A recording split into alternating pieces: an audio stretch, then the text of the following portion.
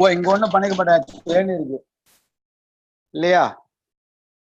தேனி இருக்கிறதுனால Can you hear me? Hello? Hello? Yeah. Is that Ganeshan? Yes, Suresh. How are you? Fine, Suresh. How are you doing? Yeah, very well. Thank you. Good. Congratulations. Other day I saw your photograph along with Molly in the MMA meeting. Yeah, Nice. yeah. It was good. It was a good session. And Mali said that, I was very candid and very bold. And like I said, oh my God, that's scary, it was... But anyway, it went well. But yeah. Molly will give you a candid feedback. Yeah. Mali said, like, all professors are like, very careful about what they say, but Suresh was very bold and candid, and I said, oh my God, now I'm in trouble. Okay. Right, very nice. So how are the things going on? All well. I mean, it's been three and a half months since I have taken over here, and it's been right. very good. Very admission, like not admission. No, you joined after the term started, right? Yes. Academic year started. July. I joined in July, and so now it's been about 3.5 months. And in those 3.5 months, I've already done a little bit of travel. I went to Switzerland for a month to teach at a school there at the University of Lucerne. And so, yeah. Very good. So nice. So today, I think I just saw the message. Actually, this group issue had come about, and right. I don't know, because maybe that's too much of overcautious. But so Shalini posted a message to me. Immediately, I posted in the group. Yeah. So we'll see. I mean, even if the video is anyway being recorded, so that's totally fine. So yeah. Suresh, you're ready? Yes. Hi, Shalini. Hi, thanks for doing this. Ganeshan, will you be able to stay on? Yeah, I'll be there on Shalini. Yes. Suresh, I'm in class right now, so I have just got out of class. I'm teaching, so I'm going to get out and we'll record this. Sure. Okay. No problem. Yeah. Thank you. Great. Thank you. Shalini. Great. Yeah. Thanks, Shalini. Yeah. I didn't want to be alone, so Ganeshan, and thank you so much. Yeah. Thank you. So Suresh, so what is the topic you are going to talk about? So I was trying to figure out what I should talk about, and there are so many things I could talk about, but the thing that I wanted to kind of share with the whole group was something that is not about being a professor or being a dean or any of that, and instead to focus on another aspect of my life that I kind of only recently discovered just in the last few years, just to talk about pursuing different types of passions in life. And so the whole you know me, right? I mean, all of you know me from back in the IIM Calcutta days. I was always a very high energy, intense kind of a person. Anyone who watched me at the table tennis table, Mali in fact introduced me at the MMA at the seminar by saying that Suresh and Shukla used to have these very intense matches on the table tennis table, and everybody used to stay away because there was so much noise and energy in at the table tennis table. And so so I've always been that way. And along the way, basically I think what happened was I went through different jobs and so on and so forth. And then I think one of the most interesting things I discovered about myself was what I would call a passion for knowledge. And I don't know how it came about, because I don't think I was a particularly studious guy back in the IIM Calcutta days, or even at IIT, you know, I was not all that into books or into reading or anything of that sort. But I don't know how this happened, but the first time I discovered it was when I actually was in between jobs. I had just left MTV India. I was basically caught in the crossfire between MTV Asia and my boss, who was the CEO of MTV India. And so I also left along with her. And at that time, so they had about 2 months, you know, between jobs because I took a break. And during that break, I just went to the IIM Bangalore library. And when I went to the IIM Bangalore library and I started just reading, you know, different journals, academic journals, Journal of Consumer Research and Journal of Marketing Research and all of that, very theoretical, very deep stuff. And somehow I discovered I just really liked it. And so I thought to myself, yeah, you know, let me see, you know, this seems like something I want to do. And so that's how my first foray into research came about, you know, just reading all these journals. And I told myself, okay, let me apply to a PhD, and you know, didn't even think that I would get a good score, but somehow I did. And then, you know, one thing led to another. And that was, in a way, the first disruption in my life. You know, giving up a job, giving up a well-paying job, had been working for 10 years. And, you know, all of a sudden, I kind of uprooted myself, moved to New York, not knowing what I was getting into, because I was restarting life as a student, you know, as a PhD student, earning a stipend of $18,000. And I had a family already. So, you know, had, you know, my wife and 2 little children, and surviving on a salary of $18,000 in New York was crazy. And we, of course, lived in New Jersey, and I commuted 1.5 hours each way to work for 5 years. But it taught me a very good lesson. I think one of the most interesting things I learned about myself was that I actually liked doing this. I actually liked reading, and I actually liked, you know, thinking deep and, you know, getting really deep into a topic, which I hadn't thought, you know, I hadn't even, you know, I didn't even know this about myself, you know, and I just felt that this is something I'm really enjoying. And so that, you know, started my career once again. I, you know, completely changed myself and transformed myself into becoming an academic after 10 years of work in industry. And, you know, and then, of course, all of you know that I went to the University of Chicago, worked there for 9 years, and then I went to Texas A&M, and I was there. But somewhere along the way, I felt again a little bit of an itch. And this itch was related to, do I have a life outside academia? What else can I do? And, you know, it felt as though I was too unidimensional. I didn't have any other facets to myself, any other, you know, strengths or any other passions. And I thought to myself, of course, but, you know, I am not particularly inclined towards sports, apart from the odd, you know, the table tennis that I played.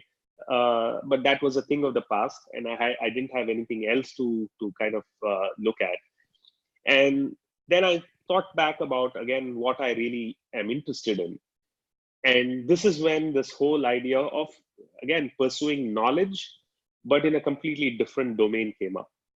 And so I said, you know, wine, let me learn about wine.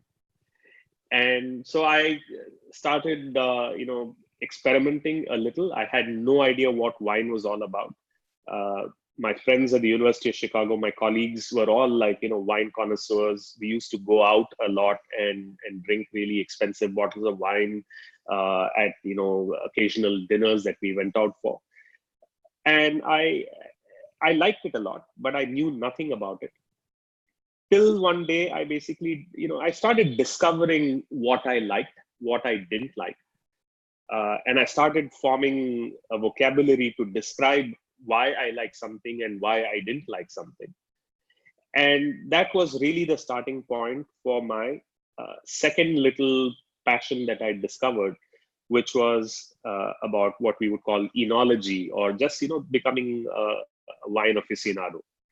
So I got two different levels of certification. It's called WSET, which is the Wine and Spirits Educational Trust. And they have multiple levels of certification. So I now have a level 2 certification in wine, and I'm studying to become a French wine scholar, which will basically make me, someone who knows and who can give you a lot of information particularly about French wines. And again, knowledge is not good enough, and therefore I told myself, okay, I need to educate myself in reality. So I actually had a chance to take a sabbatical in France. A couple of years ago, I took a sabbatical at INSEAD in Paris. And that was when we actually, I did a whole lot of winery tours, visited wineries in different regions in France, from Burgundy to Bordeaux to the Rhone Valley. Just completely loved that experience, because the whole idea of tasting different styles of wine, I really learned the nuances of what a good wine is all about. And, from, talking about some of the absolutely spectacular Chardonnays from Burgundy to my favorite red wines from Châteauneuf-du-Pape in the Rhone Valley. These are all things that I just discovered that, this was, it was almost magical for me. I just felt that this is an experience that I want to share, and I actually want to share with a lot of people. And so I'm hoping at some point in time that, some of us from Catch 22 can get together, and, that we can do one of these winery tours where we can all savor this together. Because I really believe that wine is one of those things that cannot be enjoyed alone. It is something that you have to appreciate with others. And so this is a, kind of a call out to all our batchmates that, if you guys are interested, let us kind of put together a group of interested people who can go and do a winery tour, either in France or some other part of the world. And I think that would be awesome. So that was, a second little thing that I kind of discovered about myself, the passion for wine. And then I started putting on my chemical engineering hat. And now this is very strange, but I decided, let me apply it to another completely related domain to wine, which is basically the art of mixology. And so I said, okay, how can I become a mixologist? And so I started experimenting once again. And this is again the almost the childlike enthusiasm and excitement that you have about trying different flavors and so on, and concocting different things. I really started working a lot with infusions. So I would take a vodka, infuse it with pan, right? Gulkand and betel leaves and everything, and let it steep for about 2 weeks, and then make a really beautiful pan martini, which even today when I make it for my friends, it is always one of those things that everybody loves. So I tried that. I tried a whole lot of other cocktails that I would make. In fact, when I was in Houston, I had a complete wet bar stocked with almost every conceivable liqueur and different types of vodkas and gins and everything. And I would just every party that I threw, I would have 4 or 5 different types of cocktails that I would make.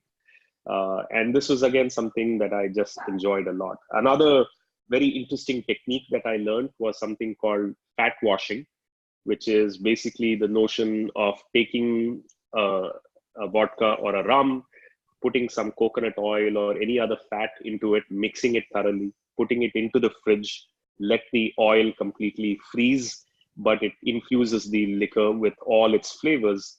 and then you have, and also smoothens the alcohol. And so it makes for a really, really beautiful drink. So what I'm about to do in just a bit is to actually share a couple of recipes for all of you, so that, you can also experiment with, some of the cocktails that I have tried. And hopefully, once you try it, and, you can let me know what you think about it. So that is really, these are the big things that I have done in terms of pursuing my passions.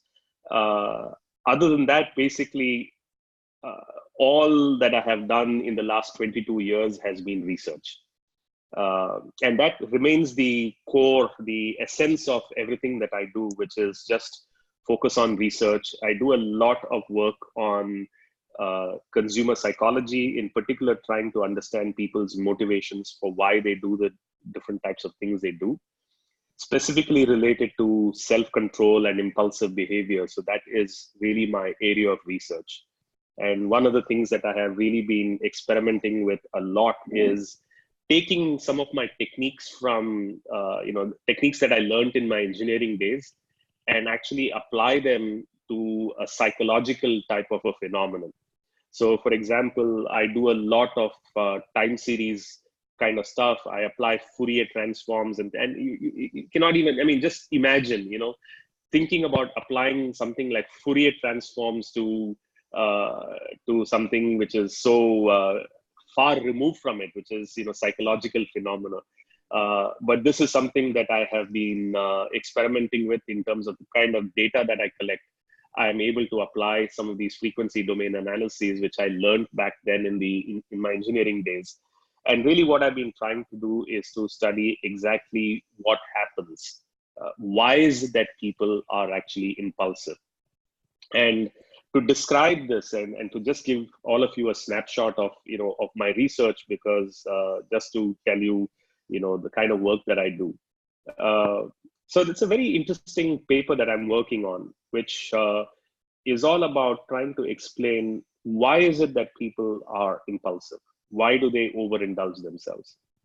And the common understanding that we all have is that we are actually weak at self-control, that we failed, that we were unable to resist the temptation, we succumbed to the temptation, we gave in, right? So the common way by which we describe all of this is in terms of a failure on our part. And I really thought long and hard about this to try and understand, exactly what might be going on. And in part, I think it comes about from introspection, because I consider myself a reasonably impulsive person. And I thought to myself, why is it that I'm doing this? Is it because I'm actually not good at self-control, or is there something else that is going on? But it is very, very difficult to tease apart the effect of, is this actually because of a failure of self-control, or is it because of the fact that, we are so focused on our rewards, that, our reward-seeking tendencies, that our desires basically loom really large.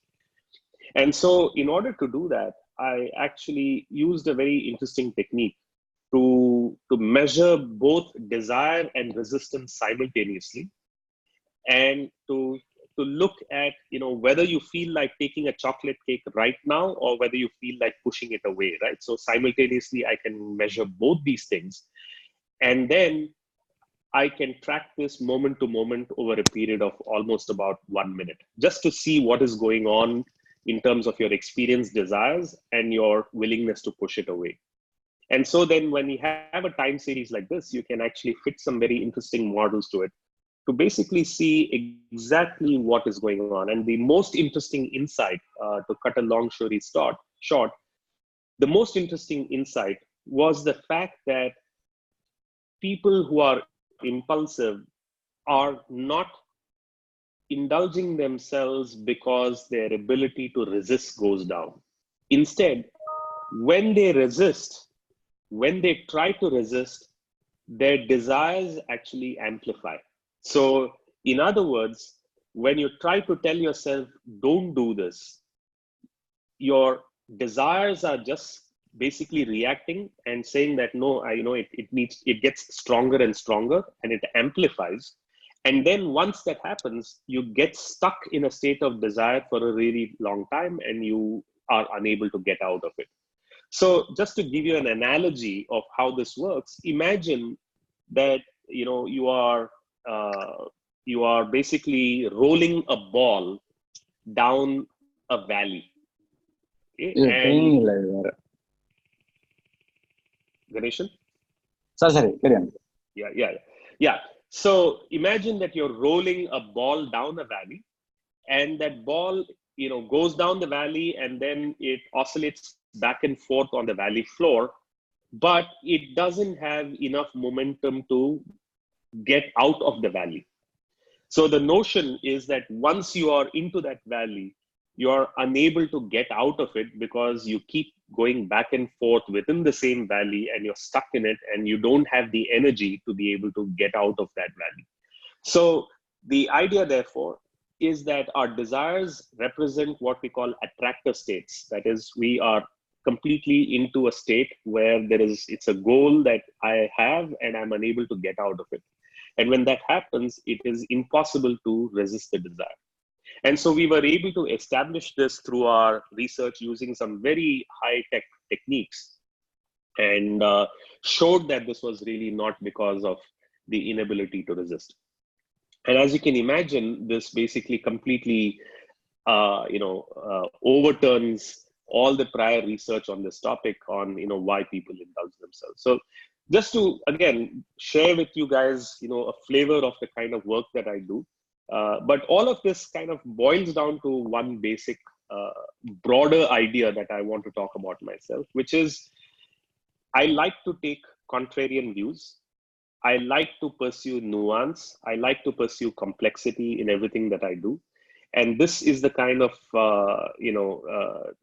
aspect about myself that I never knew I had. I thought I was a fairly straightforward, not too many dimensions to myself type of a guy.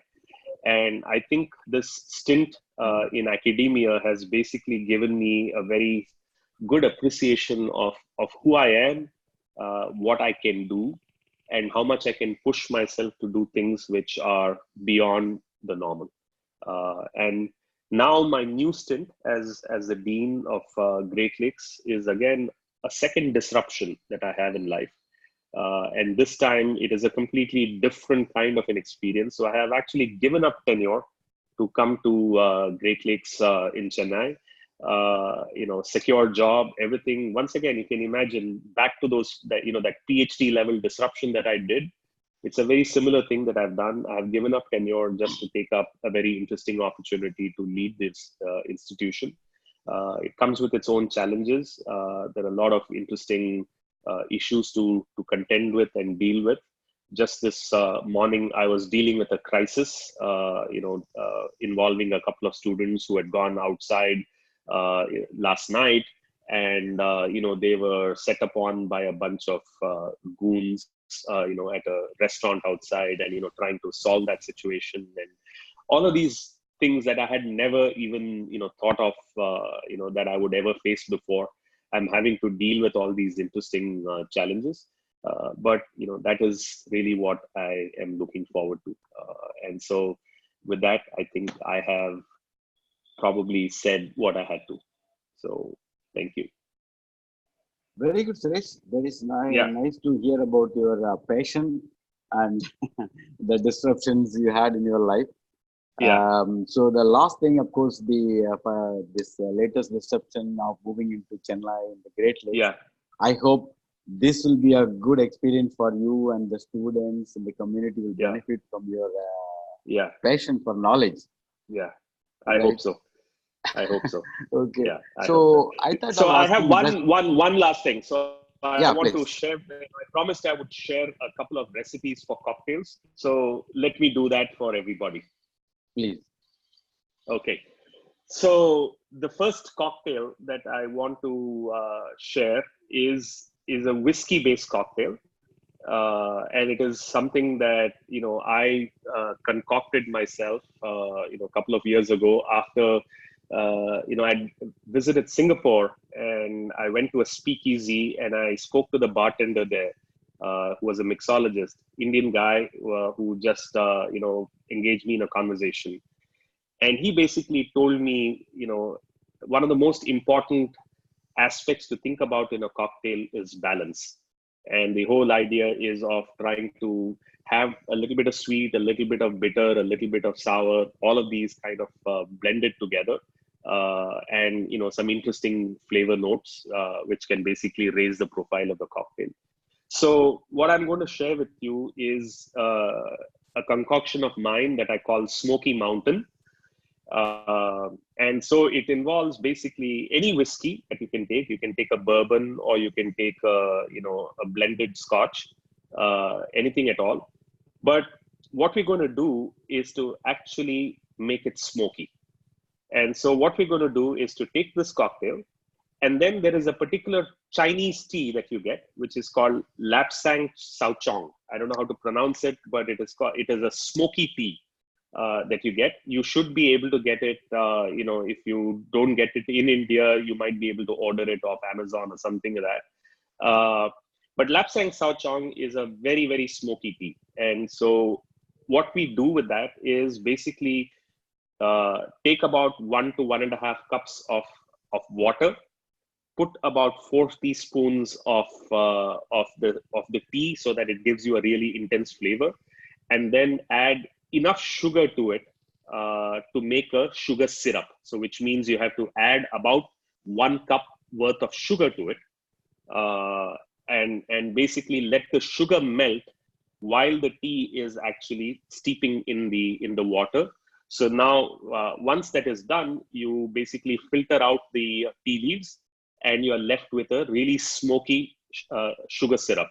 So now keep that aside. You can actually add a little bit of vodka to it if you want to keep the sugar syrup to remain for a longer period. You can keep it in your fridge and it will stay for at least a few more days, and it'll not get spoiled. So that is our sugar syrup. Now we take the whiskey, we add a little bit of this Lapsang Souchong syrup, and then to balance out the sugar, the sweetness that you have, what we do is to take any herbal liqueur. So you can take an herbal liqueur like green chartreuse or yellow chartreuse, or you can take something like Amaro Montenegro, or you can take something called Suze. You might get these in the duty-free shops, or if someone is traveling from abroad, get it. But this is a critical ingredient because the herbal liqueur adds herbal notes to your whiskey, to the cocktail, and at the same time adds a little bit of bitterness to it as well. And then add a little bit of lemon juice to it, or pineapple juice, preferably lemon juice, and very little, and then stir it with a nice big block of ice. Stir it about 40 times till the glass is completely, it becomes ice cold. And then you can top it with a little bit of Angostura bitters or Peychaud's bitters, which just adds another dimension to the whiskey. So that's what I call the Smoky Mountain. My second recipe is something that is very interesting. It is called fat washing. So the recipe itself, I don't have a name for it, for the cocktail. I haven't come up with it yet. So you guys can help me with it. But the technique is simple. So what I take is take a vodka or a rum and then put coconut oil into it, mix it thoroughly, and then leave it in the fridge overnight. The coconut oil will freeze and float to the top, and you can skim off the entire coconut oil from the top, leaving behind a vodka or a rum that is infused with coconut flavors. So the alcohol becomes a lot smoother, it's not as harsh, and it is infused with coconut flavors. Now you take that vodka, you add a little bit of pineapple juice, and then again, you can make a little lemongrass and ginger syrup, which is again a very interesting combination. So you take ginger, you take lemongrass stalks and stem, put it into 1 cup of water, let it boil, add 1 cup of sugar to it, so that you now have a sugar syrup, which is infused with the flavors of lemongrass and ginger. So now that is what you will add to this mixture. So you take 1.5 ounces of the fat washed vodka, add about half an ounce of the sugar syrup, add some, again, half an ounce to 1 ounce of pineapple juice, and then you can shake it and then add a little bit of bitters to it, and you would have a fantastic cocktail.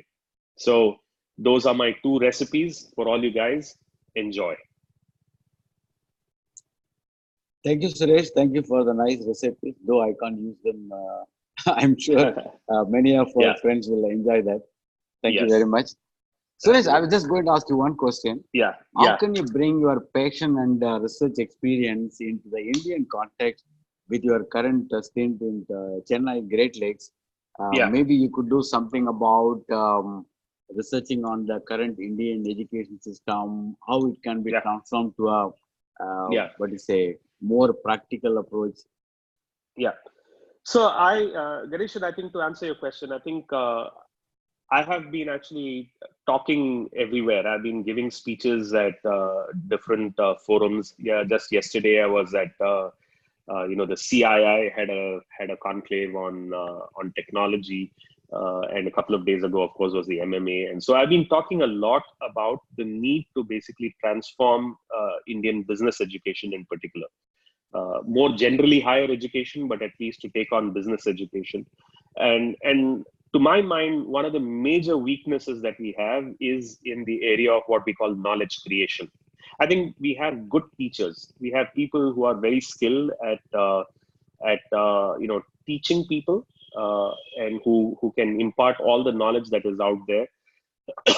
Of course, more recently, we find a lot of schools that are getting people from industry to come in and share their perspectives, and therefore, you get a lot more practical exposure to the most important and the most relevant things that are happening out there in industry. But to my mind, that is not the weakness. The weakness is actually on the knowledge creation side. And the problem is really that we have, as a country, we have just not prioritized research at all.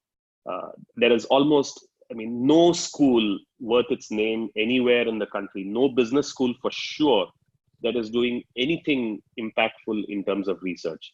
And the problem with that is, everyone may say that, this is theory and it doesn't matter and so on. But I keep saying this, that it is the theories of today that become the practice of tomorrow. So when I come up with a theory, 5 years from now, that knowledge will get applied, and it will transform into something that becomes more practical. But unless there are a few visionaries who are doing this kind of research, you never have any knowledge that is being created, which can then be used. I think what we have done as a country, we have prioritized short-term goals, which is just to say, let us prioritize functional skills and let us prepare our students for working in the marketplace today. The problem is that the skills that they have today may not be relevant 3 years, 4 years from now. And if they don't have the deep thinking skills and the ability to then abstract away from the specific situation to take it into other domains, they will end up being completely irrelevant and obsolescent. So my entire emphasis in everything that I'm talking about today, everywhere, is that what we need to prioritize is not industry collaborations or things like that, which are important, but that alone doesn't get you anywhere. What you really need is to focus on research, to focus on knowledge creation, because that is the only way India will get to the levels of Singapore and China and the US and Europe and everywhere. We are just not there. Okay, very good. I think you seem to echo what Prasad Naik also was talking about the other day. Yes. So that is very correct. I hope these things, these awareness will get more of the knowledge creation and research among the business schools. Yeah. Thank you, Suresh. Thank you very much. Thank you. I hope the recorded version will be enjoyed by all of our friends. Yeah, absolutely. Thank you so much. Thank you. Nice evening. Yeah. Thank you. Yeah, you too. Bye.